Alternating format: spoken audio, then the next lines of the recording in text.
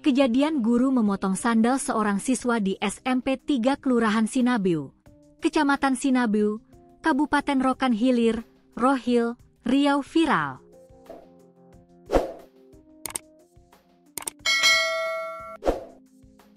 Setelah ditelusuri ternyata siswa inisial KL itu berasal dari keluarga tidak mampu.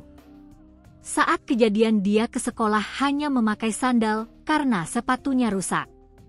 Hasil penelusuran tribunpekanbaru.com terungkap sosok KL dan keluarnya. Ayah KL, Ahmad Kurniawan, bekerja sebagai nelayan. Sementara ibunya, Wati, merupakan buruh pengupas kulit udang. Upah dari mengupas kulit udang hanya sekitar Rp30.000 hingga Rp40.000 per hari.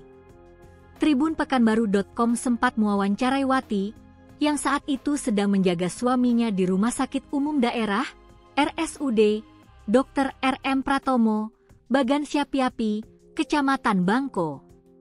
Wati menjelaskan bahwa kasus pemotongan sandal itu telah dimediasi oleh pihak sekolah. Namun, ia tidak dapat hadir karena tengah menjaga suaminya yang dirawat akibat infeksi paru-paru. Saya tidak bisa hadir tadi saat mediasi. Sudah 3 hari saya menemani suami dirawat di sini, ujar Wati, Jumat, 14 November 2025. Wati mengaku bahwa sebelum kejadian, KL sempat menelepon dirinya dan mengatakan bahwa sepatunya telah rusak. Kondisi cuaca yang hujan pada Kamis, 13 November 2025, pagi membuat keadaan semakin sulit sehingga KL memutuskan tetap memakai sandal ke sekolah.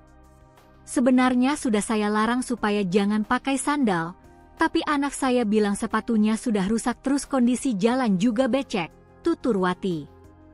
Ia menambahkan bahwa kondisi ekonomi keluarga mereka sangat terbatas. Suaminya yang bekerja sebagai nelayan tidak memiliki penghasilan tetap, terlebih kini sedang sakit sehingga tidak bisa bekerja. Hal ini membuat beban ekonomi keluarga semakin berat.